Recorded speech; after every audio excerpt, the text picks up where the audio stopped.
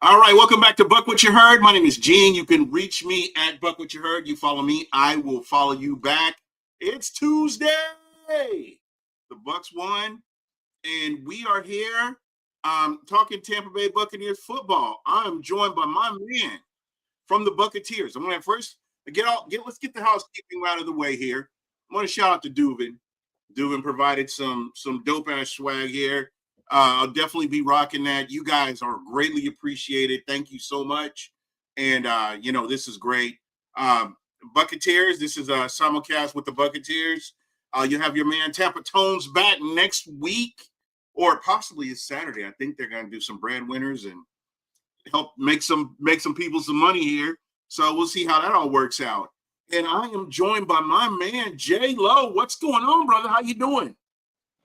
Good, man. Good. 3 games in a row wins. We're getting on the right track. We're leading the division now. It's all going the right direction. Being a Buccaneers fan. How about you? How do you feel? Bro, I've been looking forward to this. I think we've been talking about this part of the season for some time now. When we had the meat of the schedule where we dealt with some really tough games, we were looking towards this part of the season, and it's always been up to the Bucs to take care of their business, handle their business, go out and win by any means necessary. First, I want to shout out everybody here. Um, uh, let's see. We've got the Buccateers. We've got Richard. Richard, thank you so much for checking us out. Jonas Steckler, how you doing, man? Hope all is well. And kind of getting back to the game, man. My take on this is don't panic. We've seen players that we didn't see a lot of, and people had written them off. And I'm going to say this: fans wrote off Rashad White at the beginning of the season. Oh, we want to see Bucky. We want to do this. Oh, we want to do this. But you know what? Rashad White is a integral part of this offense. We saw what he can do when it came right down to it. So at the end of the day, I've been saying this since the beginning of the season. And J-Lo, I don't know how you feel about it, but for me, I've said, regardless of who you like, I don't care what horse you riding with. At the end of the day, your guy is going to get out on the field. Your guy is going to see playing time. Chris Tucker, Jesus, Sean Tucker, Rashad White, Bucky Irving, players that you like, but you really didn't get to see. They're getting out on the field and they're making plays. They're contributing to the Bucs winning these games.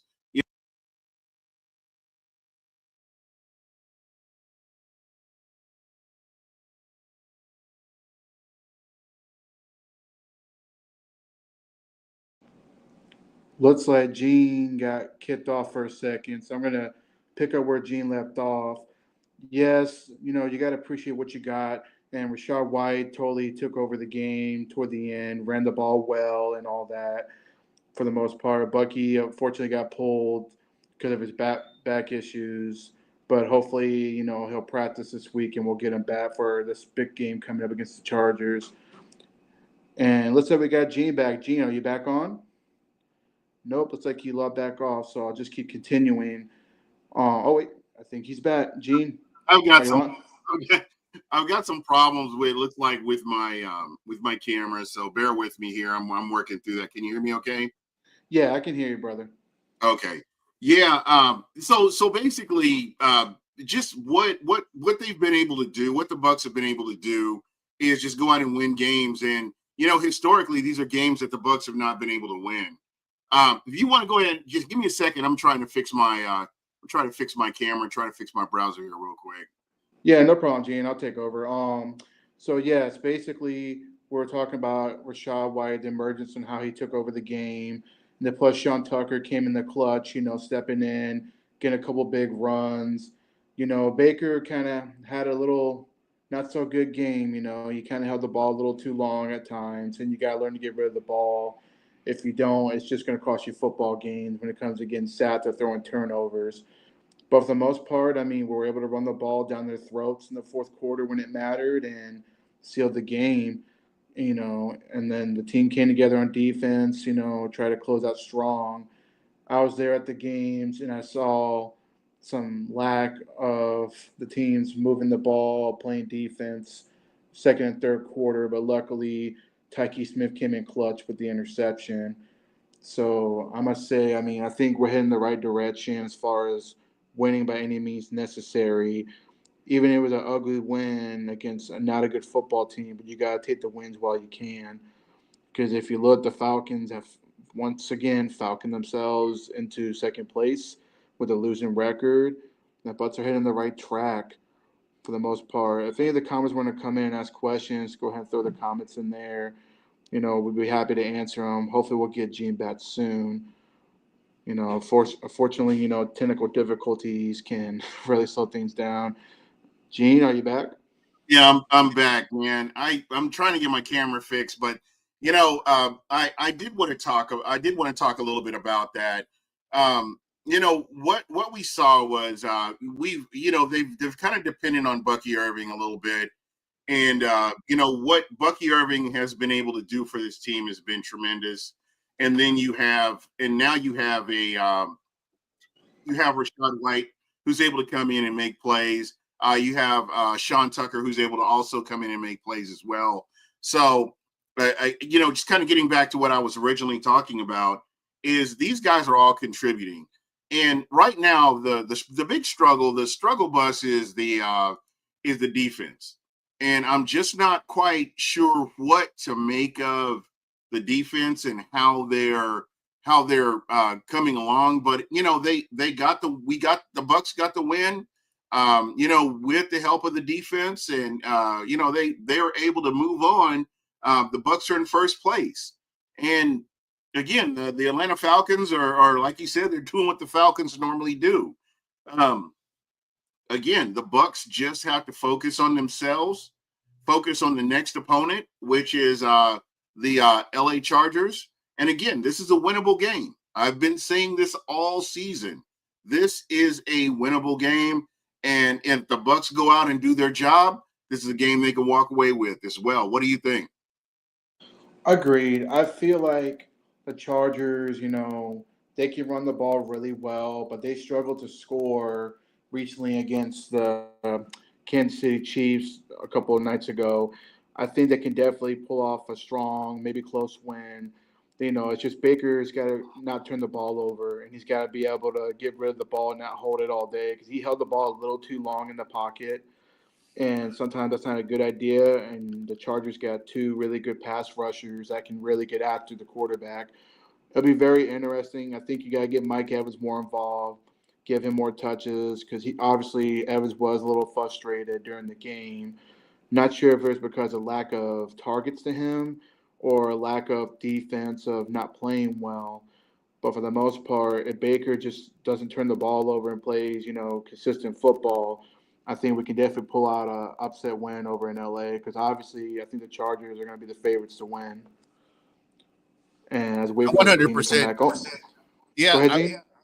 I 100% agree with that, man. I really feel like the Falcons have not proven anything in my opinion. I feel like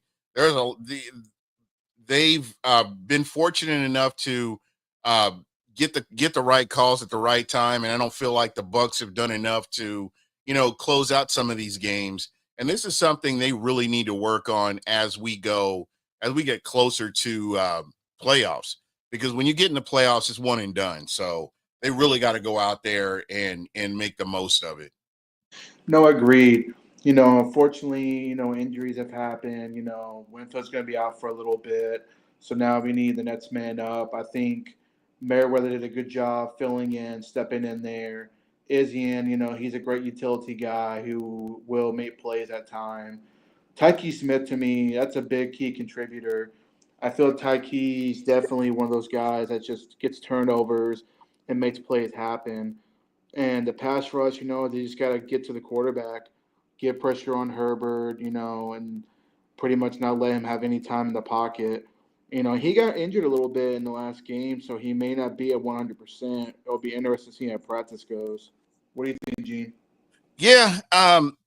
Again, I think it comes back to the Buccaneers doing their job. I think the Bucs need to go out there and execute. And we've seen when the Bucs can execute that, they can make plays and they can get stops. I think that when you look at the LA Raiders, and again, I don't want to take anything away from the LA Raiders. They are a professional NFL team.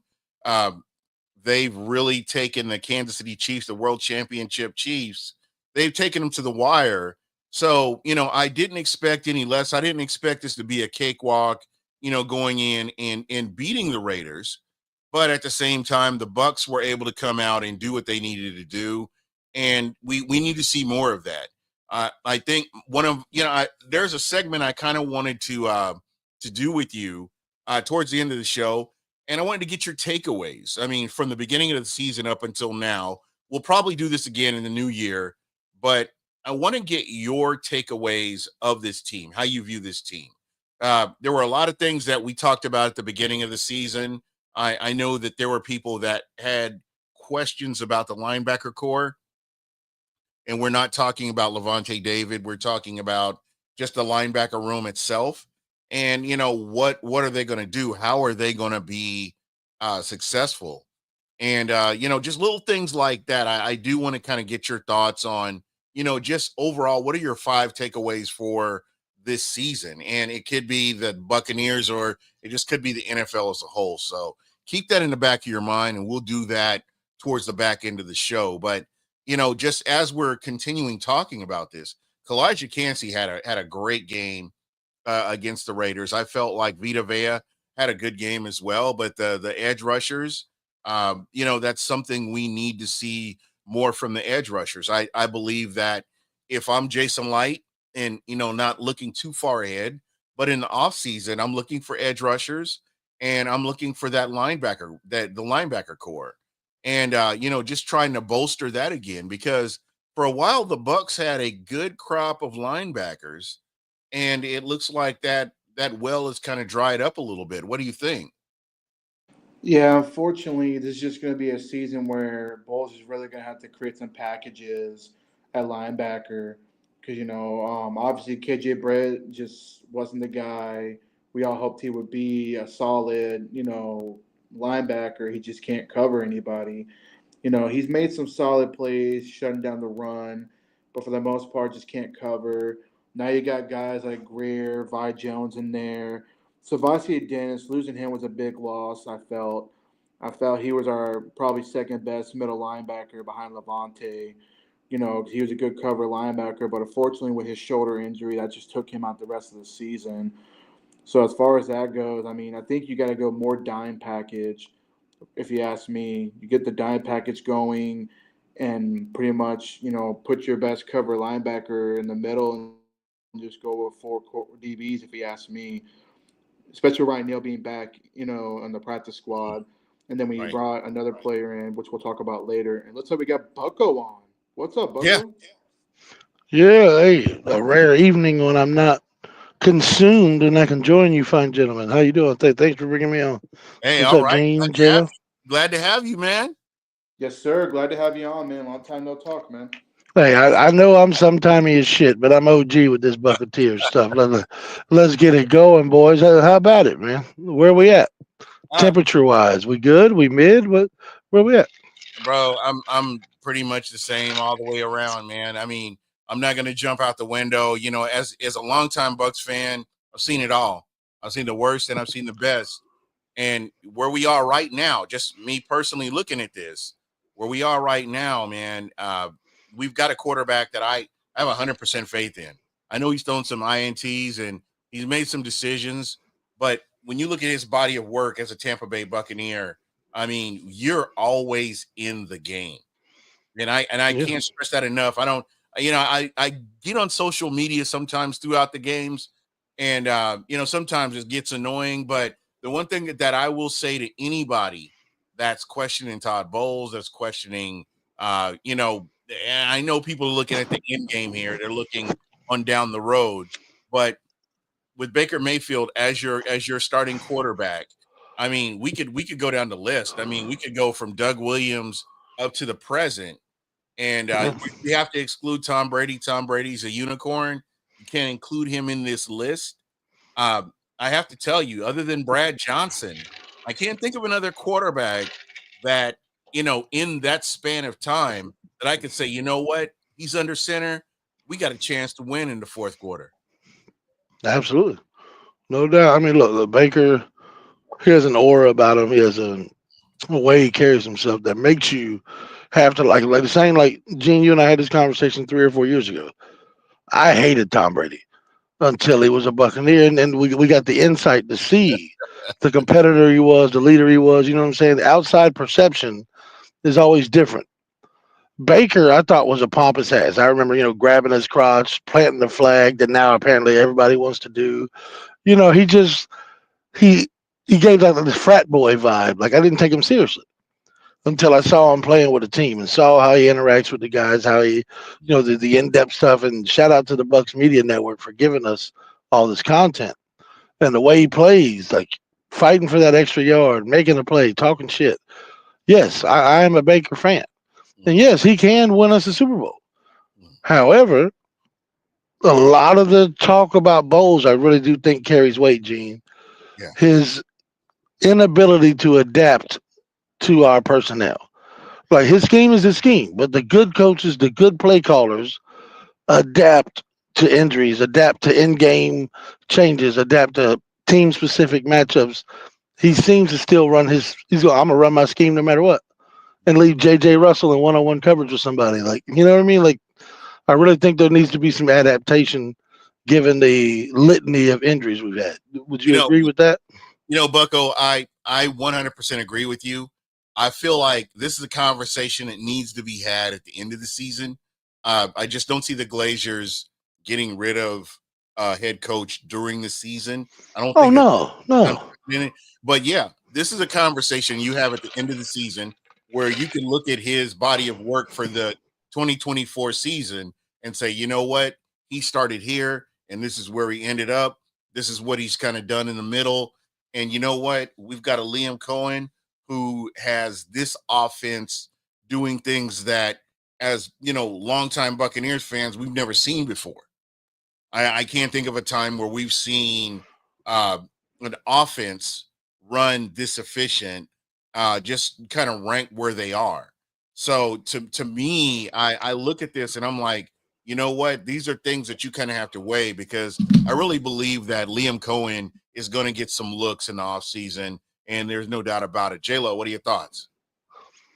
I mean, for the most part, I mean, Bullets is just gonna have to pull some tricks out of his sleeves and make the linebacking core work, make the scheme work. I mean, to us, obviously man to man was probably the best traits for our two outside corners. But since our linebacking core is not very strong right now in coverage, they gotta go, pretty much zone, which we all don't like. It's not really working. So now we got to leave it up to the offense to pretty much help us win football games. Getting back to Lee and Cohen, I mean, the man has done a lot of wonders, getting the running game going, which we have not had in a long time since Doug Martin, I have to say, if you want to go back that far. But Right. but to me, I feel Bowles, you're just gonna have to put faith in he's won 3 games in a row with the help of Liam Cohen. The players want to play for him. That's what's important. When you have players that want to play for you, for a coach, that's pretty cool in my book. We just got to wait to see how the season ends when it comes to Bowles and some of the staff on defense. But in the meantime, I'm pretty happy right now with where we're going. Especially with barring injuries, man. We had a lot of injuries. Now Winfield's out for a while, like I mentioned earlier. So it's going to be interesting what Bowles puts together on a defensive game plan this coming Sunday. Oh yeah, absolutely, man. And I do want to kind of touch on some of the things. Tones, Tampa Tones will be back. I'm just kind of stepping in for him this week, and we will have the holiday giveaway announcement at that time.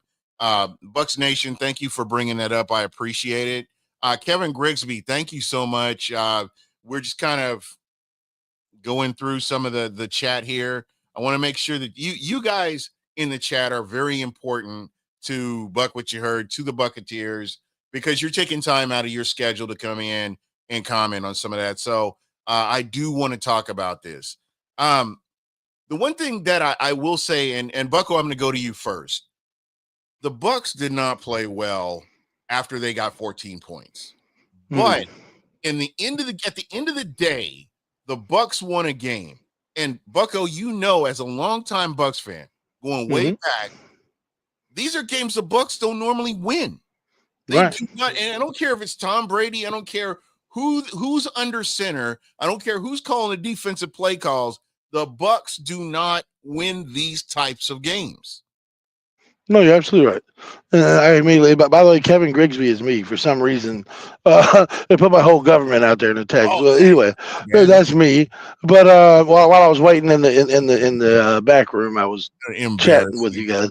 My bad, gentlemen. But no, in regards to, yes, you're absolutely right. That Carolina game, where shout out to Nelly making that great rip and we get a fumble. That's a game we normally trick off. You remember specifically with the Raiders. Last game of the season, Jamarcus Russell came in here and threw for 400 yards, right? And I think we were up like 21 points in that game and blew it.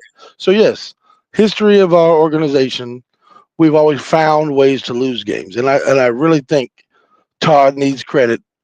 His even keel demeanor, a lot of people scoff at, but I think that's the balance that we need. We got a lot of young guys. We got a lot of guys that don't have experience, and he's that calming influence. And what Jayla was talking about, what Liam's doing, Todd needs credit for going out and finding Liam and giving him this job. And in regards to our offense, gentlemen, we have never been top 10 in every statistical category, but we are what, third in scoring, eighth in rushing, 10th in passing, first on third down, I believe.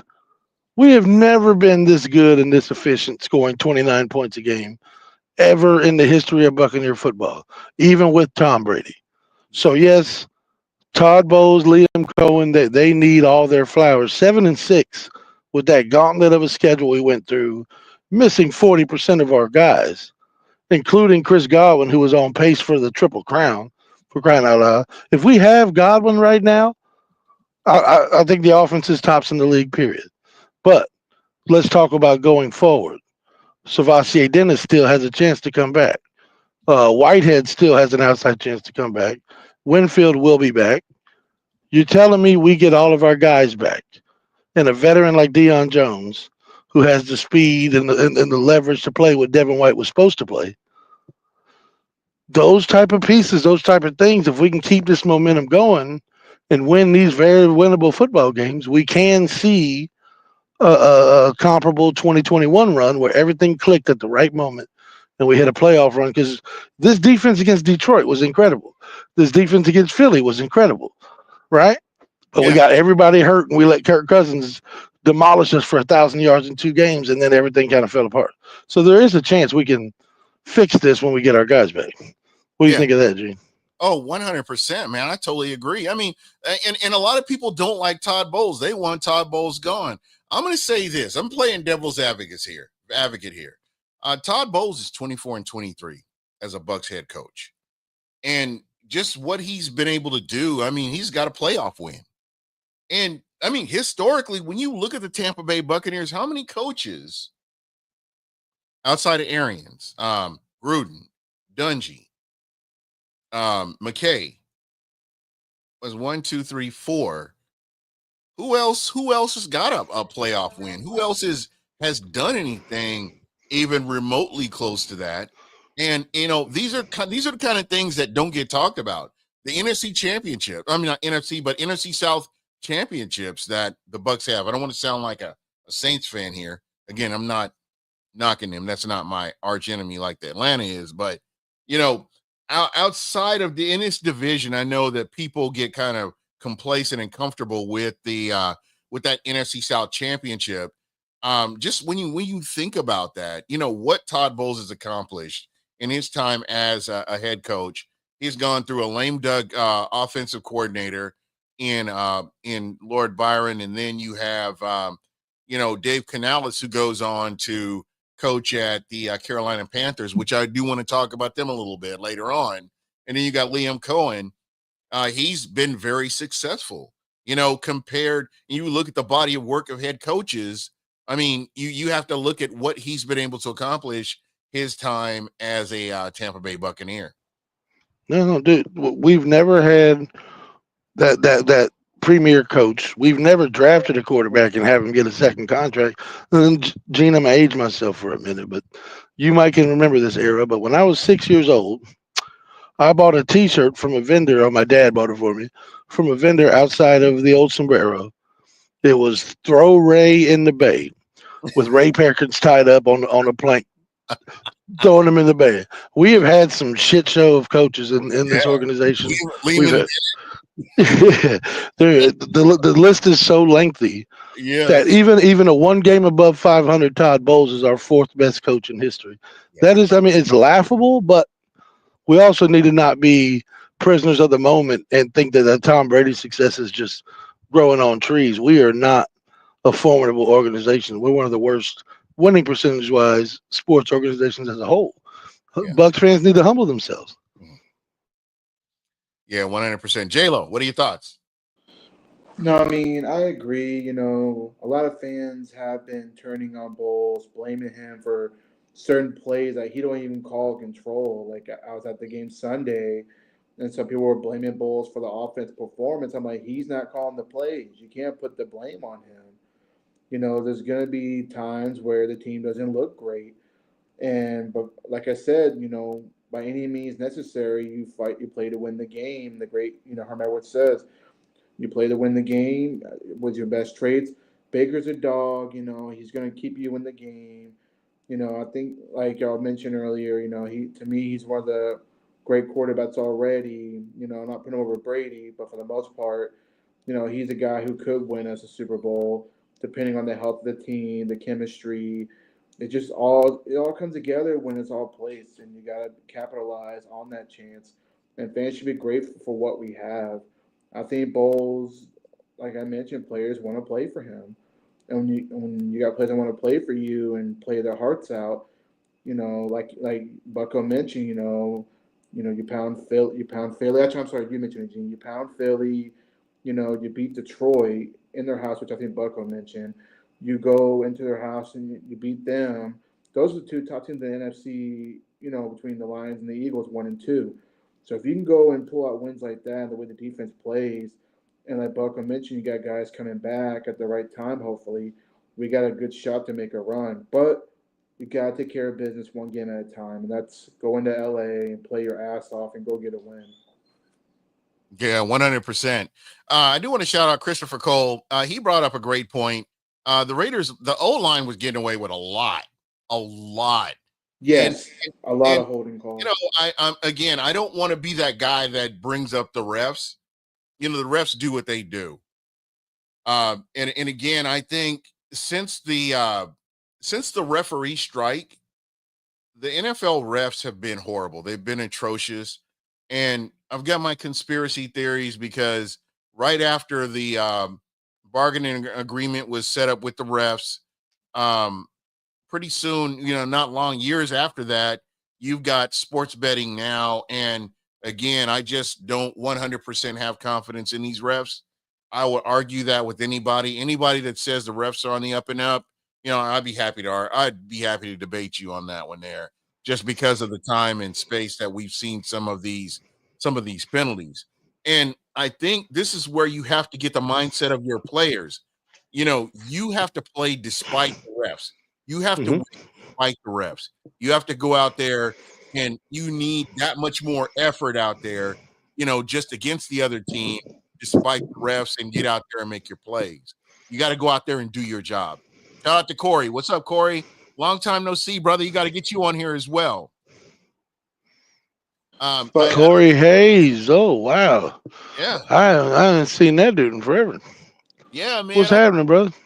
I think the last time I was in Tampa, we went to we were at the press box. We were at the press box knocking down wings until about like 11:30 midnight, just knocking down wings. So That's a great spot, press box. You can't go wrong with that, Gene. Yeah. Shout out to Northdale Maybury. Can I give you my best press box story real quick? All right. Every Tuesday, certain Bucs players would go to the press box for a couple hours. They would sign autographs. Yeah, and they would do the show, right? Yeah, do a little radio show there, and do the back parking lot was like gravel, crushed up seats, whatever. One of my favorite moments was Sapp stayed late. It was a 2-hour thing. He stayed late, signed a bunch of autographs. This dude tried to pull up in there after Sapp was trying to leave, and get in front of his car trying to get an autograph, and Warren Sapp like, "Hey, you should have been here on time," and peeled gravel in this dude's face. Oh, it was one of my favorite moments of my life. I remember being a young teenager thinking that was just hilarious. Man, because okay, so I got to share this one here. So it was goodness, I want to say this was right. This was before Josh Freeman. This was before Josh Freeman. This would have been 08. We were at the press box, and it was the Bucs away game, and we were knocking down pitchers. We were knocking down pitchers, and I'm not even lying. All I can remember is we got to the fourth quarter because the Bucs were not doing the best, and all I remember was ordering the last pitcher, and I woke up and I was the table where where they do the radio show at. It's kind of the tables that are above. Yeah, they elevated section. Yeah, yeah. And I was under that table, passed out, and when I woke up, I think there was like a basketball game or something on, and it was a West Coast basketball game on, and the waitress found me, and she thought I had dined and dashed, but it's like nobody had set up there. They were slow, and I woke up and I was like, because we were like ordering pictures, and it was crazy, and all my friends kind of left me there, and that was my one time where I was like, okay, I start pacing myself here. What kind of fucking friends you got? Just left you there? What the fuck? Well, they had thought I left. According to them, they thought I left. Because like when we were going up there at that time, I lived right around the corner. I lived right off of Kennedy. There was like two brick apartment complexes on Del Mabry, right off of Kennedy. It was right off of Kennedy, right past the church. And so I would always walk over to the press box, just so I wouldn't get a DUI. And I woke up and that happened, and we had a good laugh about it. The manager at that time, he was really cool, and paid my tab and staggered on home, and that was the end of it. But that's my press box story.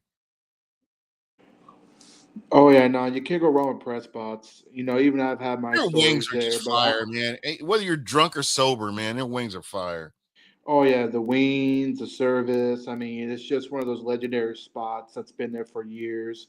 Going there from a kid, teenager, to now grown up life. I had a lot of fun in 2016 watching a lot of Bucs games over there, and a lot of the fans would be there live. It was like a real football game. That's how packed and stacked it was. Yeah. But for the most part, press spots has always been a great local spot to go to.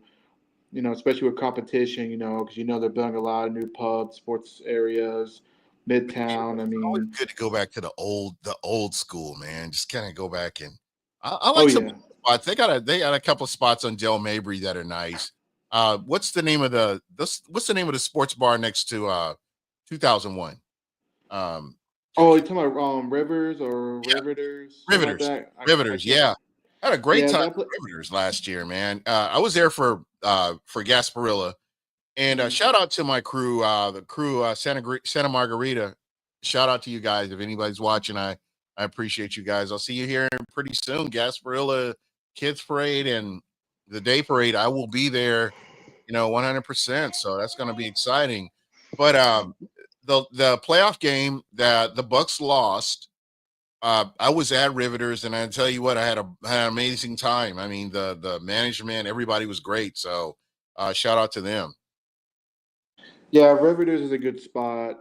And then there's Duffy's, Breakhouse. You can't go wrong with the spots. McDenton's was one of my favorites. I don't know if it's still open. McDenton's, man. But that was one of my spots, bro. Bro, me and you I'm sure we run into each other at a McDenton's, man. I'm sure we have, bro. And I'm sure we ran into each other at a couple of because Gasparilla was always around my birthday. And I've had some times, bro. Like we've literally, red wagon the K around that motherfucker. And I just had, I miss it. I'm so upset to be living in Atlanta in January. because of Bucks football and Gasparilla and just Yeah. that town from December to January is It's party town. it can't be beat. It can't be beat, bro.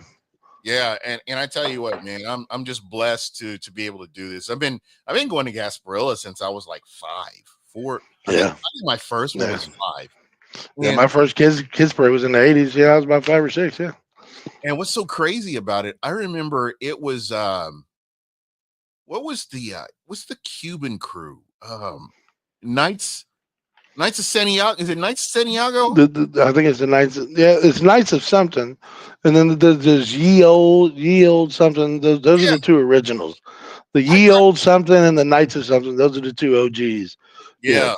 And I'm telling you what, it was so cool because I got this cup. It was actually a metal cup, and it looked like a mug. And it's like they were throwing out these coins, and I had beads, and I was like, you know what? And at that moment, man, I was like, you know what? Someday I'm gonna be in the Gasparilla parade. I always said that. And I was in it twice. yeah, and, I was a participant twice. Yeah.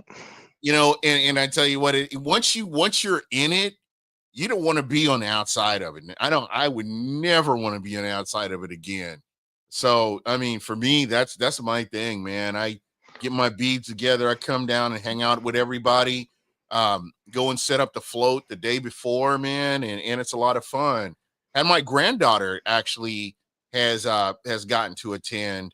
And I'm actually gonna have my son. My son is actually going to his first Gasparilla in the parade this year. So super excited Dope. about that. Do you remember Guava Wing? I don't want to derail the pod, but No, Guava no, Wing was no, like it was our Mardi Gras. about But I wish they would bring that back, bro. That shit was so fun. Guavaween was the best, wasn't it? In It Ybor City? was our little Mardi Gras in Ybor, yeah, all the way down Seventh Ave. Sure That's where I was. saw my first set of titties. Yes. Man, that's it. Hey guys, just kind of getting back to football, because I know we could talk about Tampa. Tampa is the jewel of Florida, in my opinion. But kind of getting back to football, I wanted to get and J-Lo, I'm gonna start with you, man. What are your 5 takeaways from the season? It could be, and I'm gonna give you the categories here. It could be the NFL, it could be the Bucs, be the Bucs coaching staff, running backs, whatever. Just 5 takeaways that you've seen around the league, or it could just be the team that you're like, man, I didn't expect that, whether it's good or bad. What are your 5 takeaways from the NFL at this point in the season? We're going to do this again after the season's over, and we're going to give our favorites. Best coach, best player. We're gonna go through all that, and I'm gonna get me and Tones and J Lo, Bucko. We're all gonna get together and we're gonna come up with our ideas. But J Lo, I'm gonna start with you, man. What are your 5 takeaways from the NFL? And again, it could be anything football or NFL related. Yeah, I mean, my takeaways are, our running game for starters. I Okay. mean, the fact that we're in the top 10 for crying out loud, it's just incredible. Shout out to the running backs in the group, and then Lean Cohen getting the running game going, which is important. It takes a little bit away from the pass game, but to me, when you got a run game going, you'll be able to do the fake handoffs and kind of chuck the ball a little bit down the field. That's my first take. And then my second one, I got to say, Tyke Smith, the rookie, coming in there, getting the interceptions, making plays, forcing fumbles. This kid's going to be the real deal, in the next upcoming years. One of our legendary players, I feel. That's one plus on the defense side of the ball. Fortunate for Mike Evans, he may not hit the 1,000 mark, but it's not over yet. We got some time. But I feel having him back's huge. You gotta feed him the ball more. I feel that's very important. You're paying him a lot of money. You need to utilize him best you can. I know they're scared. They don't want him injuring his hammy because he has a bad history of it. But you gotta get him the ball to get the offense going. Because once he got the ball in the last game, when he caught that middle pass and hurdled over that defender, that created a huge spark in the offense. And when you got that, that's going to help create a lot of passing games. And then I'm going to go to my fourth take. I've got to say, got to go with Coach Bowles, keeping the team together. just keeping them going best he can. You got to admit, he's been dealing a lot of injuries on defense, on the side of the ball, all over. The man is just doing the best he can to help, win football games. Yeah, you lost And Elijah Cansey at the beginning of the season. exactly. And we still pulled out wins against Detroit, and I think he was And back by the the Philly Eagles. game. I mean, that's the way you got to look at it when it comes to that. When you got a coach who's able to use what he's got with these injured players getting hurt and you got the Nets man up mentality, I mean, you never know what could happen. It all takes the proper game planning. And I think he's going to get there by come playoff time. And then my last take on the fifth, I'll say NFL wise, Detroit is just an unbelievable football team. To me, I think they're the best team in football, and the fact that we are the only team that's beaten them so far in their house, that's a pretty good way of looking at how good of a team we really are. Not just some random team that gets lucky. We're a team that can close out football games.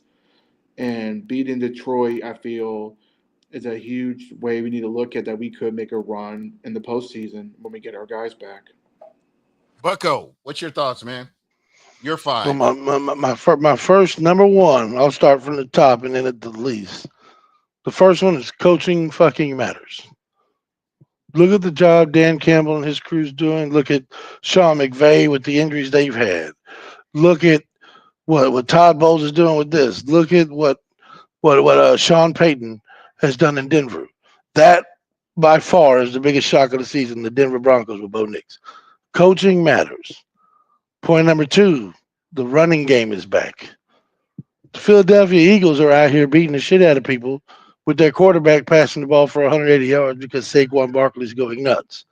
Derrick Henry at 31 still going nuts. Bucky Irving as a rookie, second in the league in yards after contact. Things like the running game is back. Hard nosed football is back.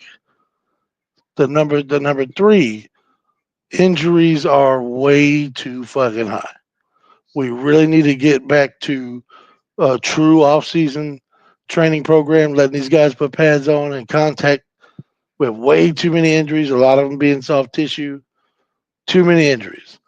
Number four, the referees are awful, and we need consistency across the board. We lost a game because it wasn't a priority football game for the network, so we didn't have a fucking pylon camera, and we lost the game because the guy fumbled and they didn't have a clear view of it. Right?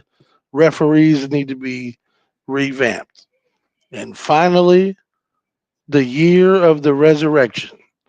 Sam Darnold, Baker Mayfield, the rookie Bo Nix. All these people wrote off these quarterbacks that were dead to the world. They're balling right now. Their teams are balling right now. And the 50 plus $1 million quarterbacks, Trevor Lawrence, Dak Prescott, Aaron Rodgers, all these bums making all the money are terrible. The underdog is winning right now. All right. And my takeaways, and I don't know if you guys appreciate, hopefully you guys will appreciate this. Number 5, I'm starting from the bottom and I'm working my way up, is Saquon Barkley. Nobody had Saquon Barkley balling out like he is on their bingo card at the beginning of the season. Nobody is. You say you did, you're a liar. Because No, I did. It was King Henry, Derrick Henry, and at the Ravens was what everybody was talking about. And Bucko, you may have, I just hadn't heard it, but just if you look at the vast majority of the NFL, how NFL fans were looking, Saquon Barkley wasn't that dude. He wasn't even close to up there. The next one, number 4, is going to be Sam Darnold. Like Bucko said, Sam Darnold is a guy. When Sam Darnold went to the Niners, and they didn't retain his services, I was like, oh, this bum is done. He's done. He's out of the league, and we could just kind of move on to bigger and better things. But what did he do? He went to a team that fit his skill set. And this is going to lead me to my number 3 here in a minute, but he went to a team that fit his skill set he went to a team where he could build off of what his strengths were. And we see Sam Darnold for what we kind of expected him to be when he was coming out of college. So shout out to Sam Darnold, resurrecting his career, and I'm happy for him. But again, that kind of leads back to the question, with Kurt, not my cousins, fleecing the Atlanta Falcons for all the money they got. Can we truly say that? Is it a system? Is it the system there? I realize the coaching's different, but is it the system in Minnesota, or what is it there? Because when I look at Kirk Cousins and what he's doing in Atlanta, I'm not impressed. And McConnell's a hell of a coach, and so is Flores. They got some great coaching over there. Yeah, 100%, 100%, and that's kind of where I'm going with that. So, to me, Sam Darnold, yeah, definitely got to tip your cap to him. I guess the next one up, number 3 is going to be Bucky Irving. I did not see Bucky Irving coming. To be honest, we knew what you could possibly get from him, but he was just not somebody that you're like, oh wow, we got to see more of him. And you didn't really get to see that until he was playing up against better tier teams, and he was going out making plays. And then you have Liam Cohen, who's adjusting to say, hey, you know what? I love you, Rachaad White. We got to get more of Bucky Irving in here. And just what Bucky Irving has meant to this team, getting wins. And there have been opportunities where they should have had Bucky Irving on the field, and I believe that could have led to about at least 2 wins for the Buccaneers, but they ended up running with Rachaad White. It is what it is, but that's all I could say. It just shines more light on Bucky Irving, how we really need to see more of him. And just kind of moving on to that next spot, number 2 is Aaron Rodgers. I probably should have had Aaron Rodgers at the bottom, because I've not been impressed with Aaron Rodgers since they won a Super Bowl. Yeah, he puts up all these big numbers in regular season. Kind of, if you think about basketball, kind of like James Harden. James Harden puts up all these, all these Madden-like numbers the NFL 2 or NBA 2K numbers in the regular season. But when you get to the playoffs, totally different situation, totally different animal. We've seen that from him. We saw that with Ndamukong Suh knocking the shit out of him in the regular season, and he was so shell-shot, he was not the same when they faced in 2020 when the Bucs faced the Green Bay Packers. So again, Aaron Rodgers fleecing the New York Jets for millions, and that's kind of what you get from him. And we look at what Love is doing with the Green Bay Packers now, and again, it's a breath of fresh air for them. And shout out to them, and kind of what they're doing. So my number 1, and this is a case study that really needs to be studied throughout the annals of the NFL, Devin White. Devin White, all these subliminals, all these unfollowing the Bucs, I want to play for the Eagles, all these liking Eagles comments, all this stuff that he was doing. My grandma always said, you either learn humility now or you learn humiliation later. And we get a good glimpse of that right now. And Devin White, I think he's with the Texans. Yeah. He's in a backup role in Houston. Yeah. He's still there. That's crazy. He's with the Texans right now. So this is just a case study of a guy that everybody was talking about in 2020 when they won the Super Bowl, what he was doing, what he was able to accomplish. What he did the next year. He still had important career the next season. And then just from there, it's just kind of, he had an injury, but I think, you had to couple that with, maybe behavioral, or I really don't know how to really to kind of spin that. But what we saw from Devin White on the back end of his career as a Tampa Bay Buccaneer, I know a lot of people are like, oh, I wish we had him. I don't know how much of a difference maker he would be. He was such a liability in pass coverage when in his final years in Tampa, or his final year in Tampa, to the point where you had backups that were coming in and they could collectively play. and it still didn't look as bad as what Devin White did his last season in Tampa. So, But we have that history, though, Gene.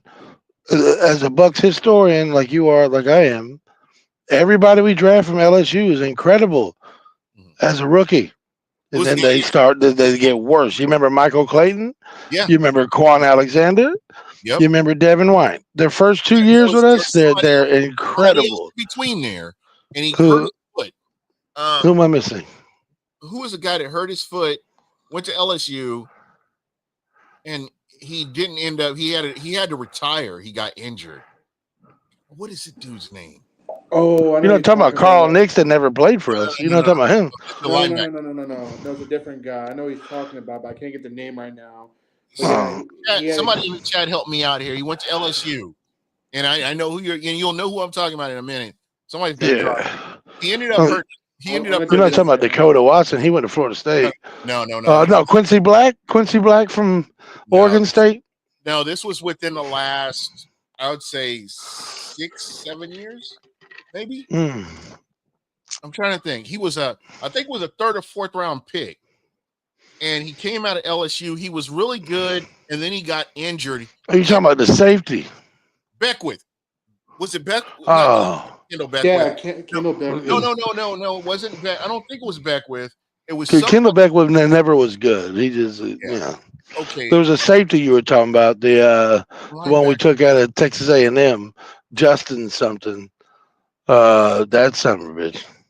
But either way, we have a history with LSU guys. They're great early on, then they get worse. Those are the only guys I've seen come in great and progressively get worse. And Devin White's just a case study of he was reading his own headlines, thought he was worth $100 million. Matter of fact, the day we drafted him, he said, "I'll be getting $100 million contract next." Like, who says that? You know what I mean? And look, the guy's not good. I seen him taking special team snaps for the Texans. He never saw meaningful playing time with the Eagles that he clamored to take less money to be there.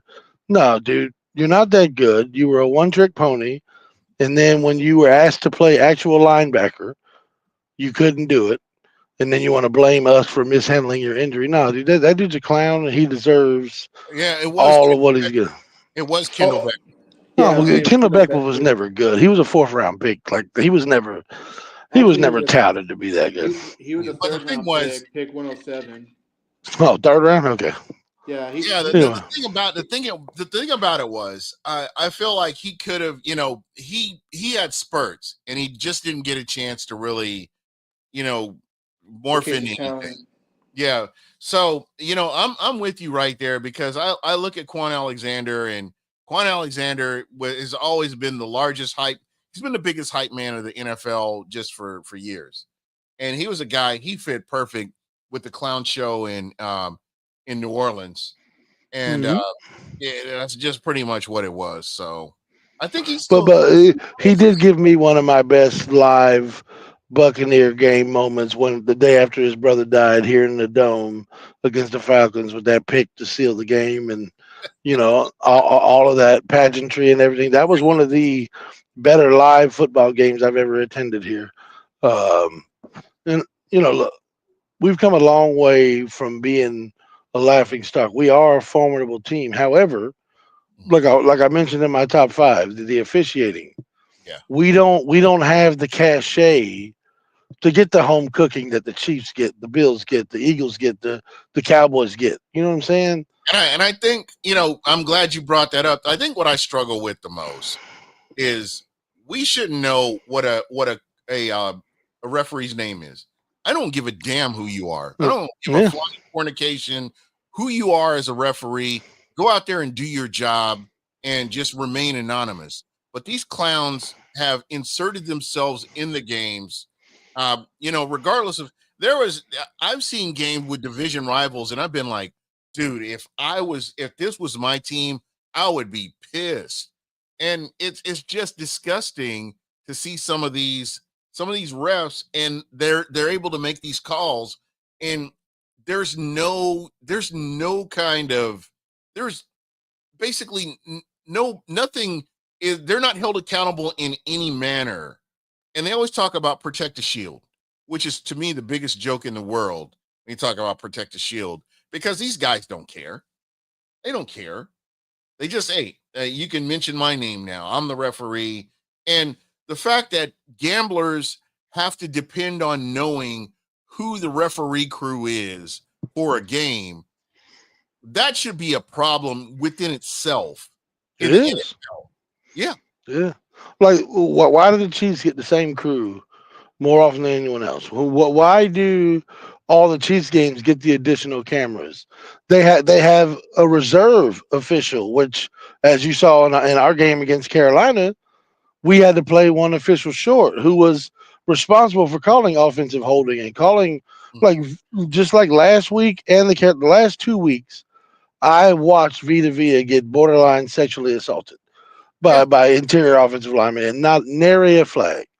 Yep. And it's because of we're getting the lesser official, we're getting the lack of camera angles, we're getting the shaft, so to speak, because we don't care. Like, no one's betting on Bucks Raiders, no Yeah. one's betting on Bucks Panthers. You know what I'm saying? We're not in the eye of the the majority of the stakeholders in this league, which are the gamblers and No, odds setters. 100%. Well, I did want to jump to we're kind of running short on time here. I did want to jump to the the personnel situation, and J-Lo, shout out to you. I appreciate you staying on top of any of the personnel moves that the Tampa Bay Buccaneers had. And I just wanted to kind of get your takes on, are there any injuries? Are there any new signings? Is there anything that's going on with the Buccaneers that we need to know about going into this game against the LA Chargers? I mean, the only thing I'm concerned about is, of course, Winfield being out. But, he's been hurt all year. He hasn't played the same, level he played last year because of injuries. He's been battling from foot to knee now. So it'll be interesting to see what Merriweather and Izzy can do at safety. It'll be intriguing. Hopefully, we won't see no Ryan Neal on the field. I don't want to see that guy there unless he's playing linebacker at least. But we'll see what happens. They did bring in Deion Jones, who There we Bucko go. brought up earlier, who I think will be a solid veteran to kind of step in there if he can learn the playbook pretty quickly and sub in and out of there for J.J. Russell because J.J. Russell may not be back this week. KJ Brett, I mean, we're just beat up at linebacker. So it'll be interesting to see what they do there. I think Vi Jones and Greer did a decent job, stepping in. But for It them to was an bring upgrade. It was, to me, it was an upgrade over what we've been seeing. No, I mean, I couldn't agree more. I mean, JJ Russell, I know Tones and I were pretty big on him last year, give him a chance to go out there and play. But for the most part, he's even showed his true colors that he's not great in coverage. So, like I mentioned earlier in the show, I think maybe going dime package more, go with another corner in there to kind of help out in coverage and just stick with Levante in the middle. They just gotta get the pass rush going, man. They gotta blitz, get out to Herbert, don't give him any time. And another solid thing is, Lad McConkey may not be playing depending on his injury, so that's a little plus for us because he's been a go-to for Herbert when he plays. Offense wise, I think we're pretty solid for now. Bucky's going to be a big question mark, but I'm confident with Rashad White coming in, taking over the game like he did this past Sunday. He ran the ball really well. He ran with confidence. I mean, he won the angry runs on Good Morning Football with Kyle Brandt. I know Richard, I think, mentioned it in the chat, I think, or somebody did. Um, who else? What am I going to mention? But we should be fine with Rashad White, Sean Tucker sharing the ball. Sean Tucker on pass blocking on third down. That's what concerns me. He didn't do a great job protecting Baker on the third down passes, on run, for the pass protection. That's a major concern. I do want to talk about that because and again, this may be preseason. I know preseason you can't read a lot into. I saw a lot of plays where Tucker was getting was holding up in pass protection. In the preseason, and I know you can't read a lot into it, but I'm just wondering if the lack of snaps has affected him as far as pass protection is this a thing where he just needs to get more reps? Because I feel like physically, he should be able to go out there and do the job. If you look at what Rachaad White does, if you look at what Bucky Irving does, on a consistent basis, I really believe that this is one of those things where he needs to get more reps. You got him on special teams and that's it. And I know next man up, you got to be ready to go in and do what you need to do. But it's just human nature. That's just, to me, what it is. I'm not making excuses. To me, it is what it is. And I just kind of want to see how he does after getting more snaps, more repetitions, and see if this is still an issue that we're talking about. Not maybe this game, but the next game. It all depends if Bucky plays or not. I mean, that's going to be the big question mark the next 3 days, if he practices or not. For them to pull him with his back injury, I guess he was having some stiffness, so they pulled him for precaution. But I think we'll see a little bit more Sean Tucker. Maybe they'll have Bucky on a limited snap counts, packages, on third down things. I mean, it just depends how Bucky feels. If he's not up to it, then we'll see some Sean Tucker for sure, especially on 3rd and 1, 3rd and 2, or even 3rd and 3s. I mean, he can run the ball up the gut and get some yardage. And even he had a little greedy with them on one of his big runs, getting physical with the safety or corner. And that's what you want to see when you run the ball. You get physical and running down their throats. That's where I think our great trait is on offense is running the ball. And especially when you have a lead. When you have a lead, even if it's by one score, you still want to run the ball and, contain the clock.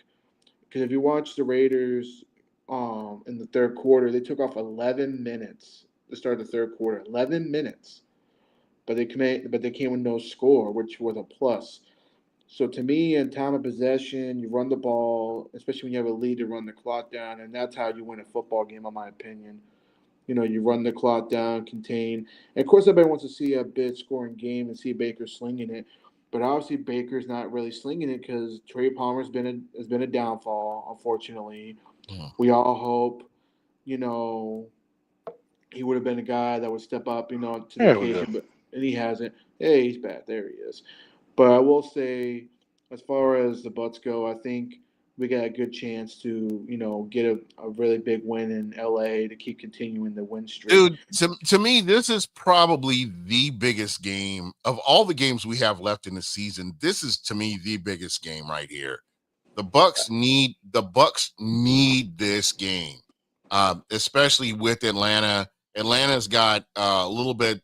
This may be an easy game for them. I'm not sure how Kurt, not my Cousins, is going to look, but it's going to be interesting to see how Atlanta rebounds from this last game. And I think down the stretch they've got some pretty tough games too. So, Gene, have you seen the numbers of Kirk Cousins this season? The 2 games versus the Bucs versus the rest of the league? I have not. It's embarrassing, bro. He played against us with 980 some yards passing, 8 touchdowns, 1 pick against the Bucs. Against the rest of the league, 9 touchdowns, 15 interceptions. Wow. And under 220 yards a game. Like, he against Todd Bowles' defense is incredible. He against everybody else is a bum. And I think that's worth noting because what the Raiders did defensively to adjust to our passing game after that first quarter. Yeah. You got to tip your cap to them. The inside pass rush that they brought, and our guard and center combination is much better than that of the Falcons. Yeah. I really think the Raiders can get immense pressure on them, and then they get Desmond Ridder, the revenge game. You know what I mean? I would love to see.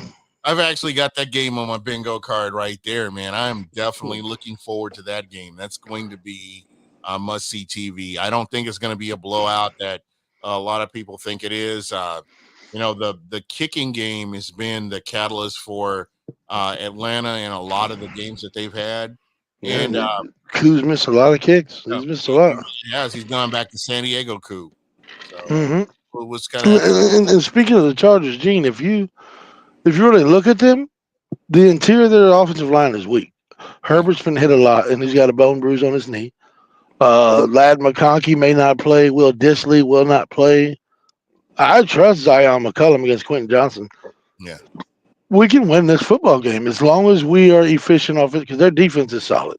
Yeah. Very good defense. If we can play efficient and I think it's a matter not of turn the football over. It's a matter of getting the ball out quickly. It's a matter of getting that repetition, getting that rhythm going, and getting the ball out. And I think that's what it's going to come down to be honest. And stop targeting Jalen McMillan because he runs the wrong routes and he doesn't understand how to come back to the football. And he rounds his routes. Yeah, no, dude. Like I think it's 5 of the last 7 Baker interceptions were when targeting Jalen McMillan. Yeah. I'm tired of that guy. I mean, I could see him running a 9 route or something like that, or or a go. He's not somebody that is a good route runner, but he's not polished and he doesn't block well. I wish Trey Palmer would stop having these nagging. Trey Palmer's a decent receiver. He runs good routes. He's got good speed, but he keeps having these nagging injuries that are keeping him out of the game plan. And I'm going to say this, man. And I don't know what you guys think, but I'm impressed with this Bucs offense despite not having Chris Godwin. And I can just imagine what this team would look like with a Chris Godwin on the other side of the ball from Mike Evans. We need to be 8-5, 9-4 with Godwin right now. Yeah, 100%. The season he was having, well, he's top 3 in literally every metric possible: yards per catch, receptions, touchdowns. Like he was balling, bro. And I really hate it for him, and I really, really hope we can get him because you look at Philly, like the shit that's going on. They're 11-2. They're winning, and the AJ Brown's bitching about not getting enough catches. Yeah. The fact that we got guys like Mike and Godwin that have never been that deep, I just really hope we can get them back. You know what I mean? Yeah. And that's why, people like when I see Keyshawn Johnson on TV, I just turn the channel because I remember how when that clown was here. Mishan? Yeah. Well, guys, it's been an hour. I thank you guys so much. Bucko, I'm going to start with you, man. Give me your final thoughts. It could be anything about world peace. It could be the Bucs. It could be whatever. We're going to do our final thoughts and we'll roll up out of here. I'm just going to say this. This Tampa Bay Buccaneer fan base on Twitter needs to calm their ass down. They won't. This team, the first 10 weeks of the season, played the toughest schedule imaginable. The last 7 games, we got a very winnable chance that we can very easily win 10, 11 games. We need to stop trying to fire coaches and hire this and bring in every free agent that hits the market. Humble thyself or thou shalt be humbled, as my boy Gene put so eloquently earlier. Yeah. Enjoy the ride, man. This is a fun team. I am excited of the fact that I can watch every game knowing we have a chance to win. Enjoy it. Follow the ride. Let's fucking go Bucs, man. That's where I'm at. Just shut up. Stop complaining. There you go. I love it. J-Lo. Well, first and foremost, Bucko, it's good to have you on, man. Yeah, I know you have a busy schedule and stuff. Appreciate all your knowledge and intake you brought to the show tonight. And Gene, you're the man, stepping up, helping Brother Tones out, getting a show going. Shout out to both of you. And then shout out to the Buccaneers right now. They're on a 3-game win streak. We should be appreciative of that. And like Bucko said, we had one of the toughest schedules beyond imaginable. And it's not like we got blown out. We went toe-to-toe with the Chiefs, the Falcons, the Niners, without both Mike and Chris on offense. So, that tells you a lot right now that fans should be thankful for what we got right now, that we're on a win streak and we're not losing and Atlanta's falling down at the right time. So all the fans out there and all the commenters, thank you for watching and listening. And we will be back, I believe, Saturday for another Saturday Showdown, which we will keep y'all posted on. And go Bucs, man. Let's fucking keep riding the ship and let's enjoy these wins and let's make a run. All right. And I want to shout out everybody that's been in the chat. I appreciate you guys taking time. Without you, we would not have a show. This show would not be rolling like it is. So thank you guys so much for all you do. And again, Bucs fans jumping out the window, crashing out like crazy during this Raiders game. And then in the end, the Bucs end up winning the game. I think when we look past this, when we look back on this last year, all we're going to remember is the Bucs won this game. That's what it comes down to, is the Bucs going out there, taking care of business. Do your fucking job. On defense, do your job. That's all you have to do. And if this is what the coach is lining out that you have to do, go out and do it. Go out and take care of business. Get some 3 and outs. Let's make Herbert. Let's make him uncomfortable in the pocket. Just go out there, just because these are winnable games. The Bucs can walk into the playoffs. They don't have to back into the playoffs. Regardless of being swept by the Atlanta Falcons, they can walk into the playoffs if they just focus on what they need to do, get it done. Shout out to Jason Light, putting together another team, even with all the catastrophic injuries they've had, whether it's been Cansey or it's been Godwin. They're in a position to walk into the playoffs with the personnel that they have right now. So it says a lot about your general manager. It says a lot about this organization. It says a lot about the coach and just the culture here. So we need to appreciate this. We may not see this again. I mean, I don't want to go back to 2010 to 2017, 2018. I don't want to go back to that. I'm happy with where we are. And, I'm enjoying this. I'm enjoying Levante David. We may not have him that much longer. Mike Evans, we may not have him that much longer. These are players, generational players, that are on the Tampa Bay Buccaneers that we've had the option to be able to go and see them play live. And it's been a pleasure to have that. And real quick, I want to shout out Buccateers, all the Buccateers that couldn't make it. Tones, shout out to you. Olive, I'm glad the Green Bay Packers lost. And just in general, I'm just happy that, the NFL gods have blessed us with a Packers loss, an Atlanta Falcons loss, and a Dallas Cowboys loss. So this has been a good week for me. I'm good with all this. And to this point, I want to say go Bucs, fire those cannons. I don't know if you guys can hear my cannons going off here or not. Firing the cannons again. And but real quick, I don't want to be nice to Tones. Tones, fuck you. I came on here and you weren't here. Fuck you. I can live Lord. with that. Tones, you're going to a damn table, buddy. When we see you, table time. So there's that. But anyway, guys, it's been a great show. Thank you so much. Buccateers, BucWhatYaHeard. Buccaneers doing their thing. Shout out to you guys. And everybody have a great evening. And we'll be back here Saturday. And we'll be talking about that holiday giveaway. I'm getting Hollywood on the brain. But anyway, we're out. LFG. There we go. Peace. Fire the cannon. Touchdown.